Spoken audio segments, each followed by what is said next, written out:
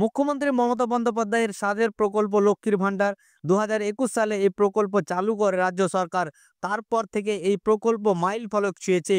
এই প্রকল্পের অধীনে তফসিলি জাতি ও উপজাতি মহিলাদের 1200 ও অন্যরা প্রতি মাসে 1000 টাকা করে পেয়ে থাকেন। প্রতি মাসে ওই টাকা ব্যাংকে মহিলাদের অ্যাকাউন্টে ঢুকে যায়। লক্ষ্মীর ভাণ্ডারকে ভোট বাক্সে সাফল্য বলা যায়। এই প্রকল্পের থেকে পাওয়া টাকা জমিয়ে বহু মহিলাই আজ স্বনির্ভর হিসেবে নজির গড়েছেন। রাজ্য সরকারের সবকটি জনকল্যাণমূলক প্রকল্পের নিরিখের প্রথম স্থানে জায়গা করে নিয়েছে এই লক্ষ্মীর ভাণ্ডার। মহিলাদের স্বনির্ভর করার লক্ষ্যেই এই প্রকল্প শুরু করেছিলেন মুখ্যমন্ত্রী। অথরাইজড লোক ছাড়া, বুঝতে পারছেন আমি কি বলছি, কেউ কাউকে কোনো ডিটেলস দেবেন না। এরকম অনেককে ধরা হয়েছে। ঝাড়গ্রামে একটা টিম ধরা পড়েছে। রাজীব কোথায় কোথায় ধরা পড়েছে? মালদা, কোচবিহার, কলকাতা, ডায়মন্ড হারবার, অনেক জায়গায় ঘুরে বেড়াচ্ছে। আজকের দিন সময় মানুষ যত এগিয়ে চলছে বৈজ্ঞানিক যুগে, আধুনিকতার যুগে, তেমনি আবার অনেক ক্ষতিকারক শক্তি বেড়েছে, যেটা মানুষ আগে ভয় পেত না। সুতরাং চোখ কান খোলা রেখে সবাই কাজ করলে একজনের পক্ষে সম্ভব নয়। Each and everybody should take some observation or vigil থাকতে হবে। আগে পুলিশরা 3-4 বার গিয়ে গিয়ে ঘুরতো এলাকায়, 5 বার 6 বার, এখন ঘোরেই না। যত বেশি ঘোরা যাবে পুলিশের ভ্যান নিয়ে, মানুষ তো জানবে যে অ্যালার্ট আছে।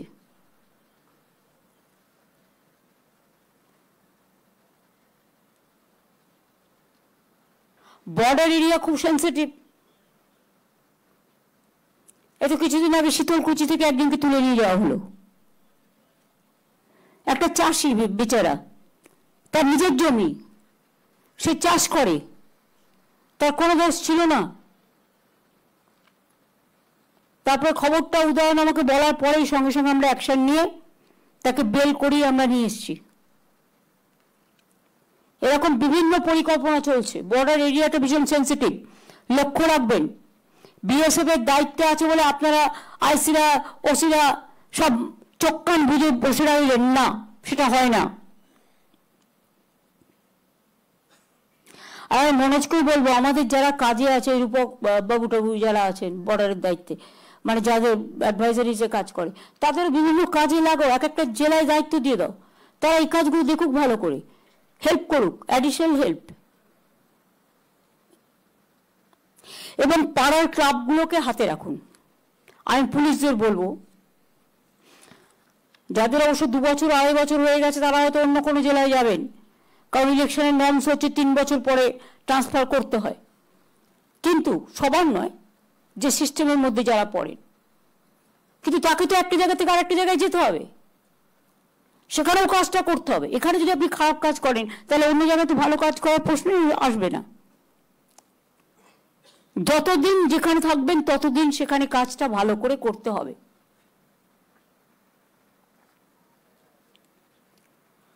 সমন্বয় পোর্টালের মাধ্যমে আমরা অনেক প্রকল্পের মনিটরিং করি। উত্তরবঙ্গের জেলাগুলির জন্য ঘোষিত মোট 3869টি প্রকল্পের মধ্যে 3183টি প্রকল্পের কাজ শেষ হয়েছে, অর্থাৎ 82.3%। বাকি যেটুকু আছে, 4টি প্রকল্প এখনো শুরু করা হয়নি। তার মধ্যে দক্ষিণ দিনাজপুর 2টো, মালদা 2টো, মালদা জেলার একটি সুস্বাস্থ্য কেন্দ্র, দক্ষিণ দিনাজপুরের 2টি, মালদায় 2টি, একটি রাস্তা পঞ্চায়েত দপ্তর মালদায়, দক্ষিণ দিনাজপুর জেলায় 2টো সুস্বাস্থ্য কেন্দ্র। এগুলো নারায়ণ নিগম যদি এতে থাকে, নারায়ণ আছে, তাহলে নারায়ণকে এগুলো দেখে নিতে হবে যে কটা বাকি আছে। ইয়েস ম্যাডাম না, উইদিন 7 days করতে হবে। 592টি প্রকল্প সময়ে শেষ করা যায়নি, 15.3%, যার মধ্যে প্রায় অর্ধেক পিএইচই দপ্তরের। তাদের অনেক সময় জমি পেতে তো জমি করে দিই সঙ্গে সঙ্গে, কিন্তু অনেক জায়গায় ইঞ্জিনিয়াররা কি করেন, তারা দেখেন না আগে পাইপ ফেলার আগে যে আদৌ সেখানটা জল পাওয়া যাবে কিনা, সয়েল টেস্ট না করেই পাইপ ফেলতে শুরু করেন। পাইপ ফেললে পাইপের লোককে জল পৌঁছানোর দায়িত্ব কিন্তু আপনাদের। এই নিয়ে আমরা অনেকগুলো মিটিং করেছি এবং করে আমরা লুপহোলসগুলো ধরে সেগুলোকে রেকটিফাই করতে বলেছি। এগুলো খুব সম্ভব অতি দ্রুত পিএইচই ডিপার্টমেন্টকে করতে বলবো। এটা কি মিনা দেখে এখন? সুরেন্দর গুপ্তা কোথায় গেলে এসছি? কোথায়? ভার্চুয়ালে। সুরেন্দর, আমরা মিটিং করার পরে যেগুলো বলেছিলাম সেগুলো ভালো করে ফলো আপ হচ্ছে? আর দেখে না, অর্জন দেরি করো না। মালদার প্রকল্প বেশি কেন পড়ে থাকে?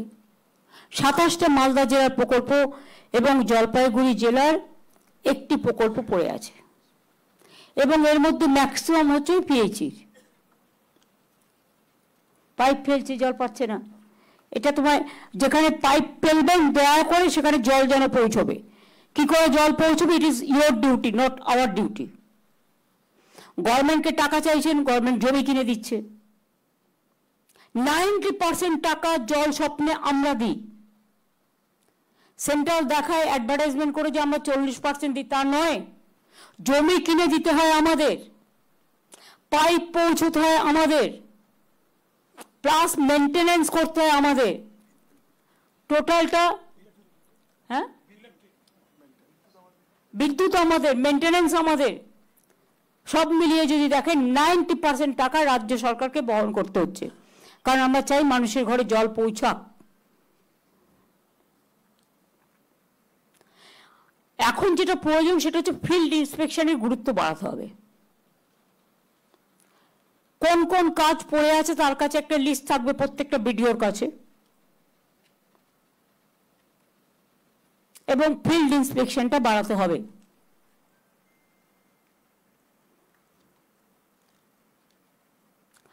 আর ফিল্ড ইন্সপেকশনে শুধু তথ্য নিলেই হবে না, তথ্যটা ঠিকমতো ইমপ্লিমেন্ট করার কাজটাও কিন্তু করতে হবে। এটা কিন্তু হচ্ছে না। উত্তরবঙ্গ জেলাতে আমরা বলার পরে 3000-এর বেশি ফিল্ড ইন্সপেকশন হয়েছে, কিন্তু আমি মনে করি মালদা জেলা এবং কুচবিহার জেলার ইন্সপেকশন আরো বাড়াতে হবে। দেখুন, আমি আন্দাজে একটা মিটিং করতে পারতাম, কিন্তু তা নয়, আমি কাগজ স্টাডি করে এসেছি।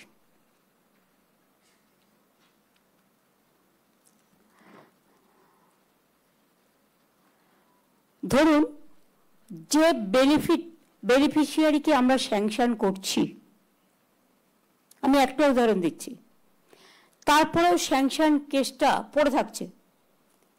দেয়ার is a significant gap, time gap between benefit sanction and actual service delivery. এটা প্রত্যেকটা জেলাকে বলবো ইমিডিয়েট সার্ভিস ডেলিভারিটা করুন।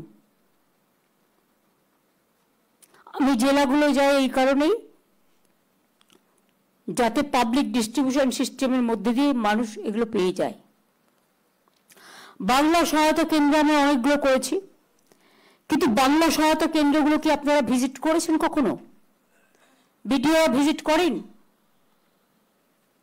উত্তর দিনাজপুর, দক্ষিণ দিনাজপুর, মালদা, মুর্শিদাবাদ, জলপাইগুড়ি, আলিপুরদুয়ার, কুচবিহার,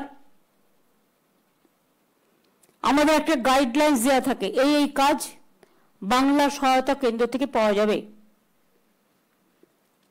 কিন্তু মানুষ জানতেই পারে না বাংলা